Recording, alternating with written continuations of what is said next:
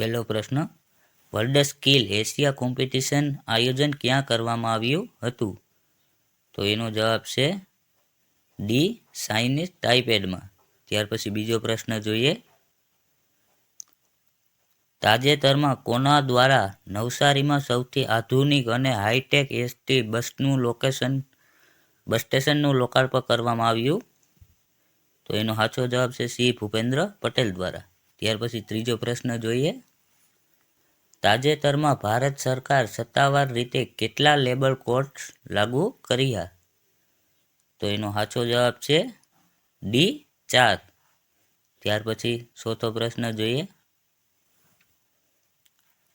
તાજેતરમાં Asia power index 2025 Bharat કયા સ્થાને રહ્યું?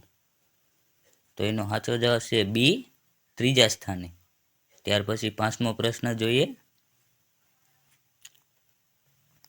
તાજેતરમાં કયા સ્થળે સાયબર સુરક્ષા અને સંચાર સાથી એપ પર સેમિનારનું આયોજન કરવામાં આવ્યું હતું? તો એનો સાચો જવાબ છે બી, અમદાવાદમાં. ત્યાર પછી છઠ્ઠો પ્રશ્ન જોઈએ. તાજેતરમાં કોણે સચિન તેંડુલકર એક જ ફોર્મેટમાં સૌથી વધુ 51 સદીના રેકોર્ડ તોડી નાખ્યો? તો એનો સાચો જવાબ છે એ, વિરાટ કોહલીએ. ત્યાર પછી સાતમો પ્રશ્ન જોઈએ. ભારત સરકાર પ્રધાનમંત્રી કાર્યાલયનું નામ બદલીને શું કરશે? તો એનો સાચો જવાબ છે એ, સેવા તીર્થ. ત્યાર પછી આઠમો પ્રશ્ન જોઈએ. તાજેતરમાં કયા સ્થળે 12મી ચિંતન શિબિરનું આયોજન કરવામાં આવ્યું હતું? તો એનો સાચો જવાબ છે સી, ધરમપુર, વલસાડમાં. ત્યાર પછી નવમો પ્રશ્ન જોઈએ. તાજેતરમાં કોણે બાલ વિવાહ મુક્ત ભારતે 100 દિવસના જાગૃત અભિયાનની શરૂઆત કરી? તો એનો સાચો જવાબ છે સી, અન્નપૂર્ણા દેવી દ્વારા. ત્યાર પછી 10મો પ્રશ્ન જોઈએ. તાજેતરમાં કોણે કચ્છના ઘોડા ખાતે સફેદ રણ ઉત્સવ 2025નો ભવ્ય પ્રારંભ કરાવ્યો? તો એનો સાચો જવાબ છે એ, ભૂપેન્દ્ર પટેલ દ્વારા. ત્યાર પછી 11મો પ્રશ્ન જોઈએ. 128માં મન કી બાત એપિસોડ મુજબ ભારતે કેટલા મિલિયન ટન અનાજનું ઉત્પાદન કરીને કૃષિમાં નવો રેકોર્ડ બનાવ્યો? તો સાચો જવાબ છે ડી, 557 મિલિયન. ત્યાર પછી 12મો પ્રશ્ન જોઈએ. તાજેતરમાં પીએમ મોદી દ્વારા કયા ભગવાન રામની 77 ફૂટ ઊંચી પ્રતિમાનું અનાવરણ કરવામાં આવ્યું? તો સાચો જવાબ છે ડી, ગોવામાં. ત્યાર પછી 13મો પ્રશ્ન જોઈએ. તાજેતરમાં કયા સ્થળે એશિયાના સૌથી મોટા એન્જીમેસ 2025 એક્ઝિબિશનનો શુભારંભ થયો? તો એનો સાચો જવાબ છે એ, ગાંધીનગર. ત્યાર પછી 14મો પ્રશ્ન. તાજેતરમાં કોને પ્રથમ ફિફા શાંતિ પુરસ્કાર સન્માનિત કરવામાં આવ્યા છે? તો એનો સાચો જવાબ છે સી, ડોનાલ્ડ ટ્રમ્પ દ્વારા. ત્યાર પછી 15મો પ્રશ્ન જોઈએ. ઓસ્ટ્રેલિયાની વિક્ટોરિયા યુનિવર્સિટી કયા સ્થળે ભારતનું પ્રથમ કેમ્પસ ખોલશે? તો એનો સાચો જવાબ છે બી, ગુરુગ્રામ. ત્યાર પછી 16મો પ્રશ્ન જોઈએ. પસંદ હૈની ગુજરાતી આવૃત્તિનું વિમોચન કર્યું?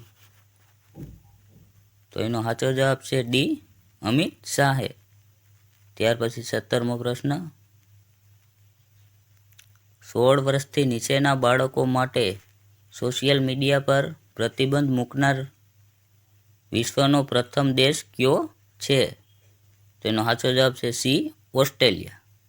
ત્યાર પછી 18મો પ્રશ્ન જોઈએ. ગુજરાત સરકારે ગ્રાન્ટ ઇન એઇડ શાળાએ માટે કઈ નવી વ્યવસ્થા અમલમાં મૂકી? તો એનો સાચો જવાબ છે ડી, વિદ્યાર્થીઓની હાજરી આધારિત ગ્રાન્ટ. ત્યાર પછી 19મો પ્રશ્ન જોઈએ. તાજેતરમાં પ્રધાનમંત્રી નરેન્દ્ર મોદીએ કયા રાજ્યમાં 10,601 કરોડ રૂપિયાના ખર્ચે ખાતર પ્લાન્ટનું શિલાન્યાસ કર્યું? તો એનો સાચો જવાબ છે ડી, આસામમાં. ત્યાર પછી 20મો પ્રશ્ન જોઈએ. અમદાવાદ શહેર માટે પ્રથમ મેક ઇન ઇન્ડિયા મેટ્રો ટ્રેનનું લોન્ચિંગ કોણે કર્યું?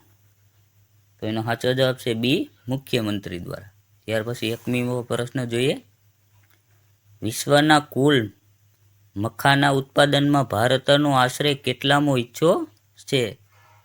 તો એનો સાચો જવાબ છે ડી, 80%. ત્યાર પછી 22મો પ્રશ્ન જોઈએ.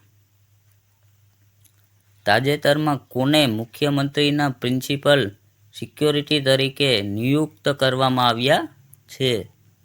તો એનો સાચો જવાબ છે એ, સંજીવ કુમારને. ત્યાર પછી 23મો પ્રશ્ન જોઈએ. તાજેતરમાં સમાચારમાં રહેલ લાડો લક્ષ્મી યોજના કયા રાજ્યની છે?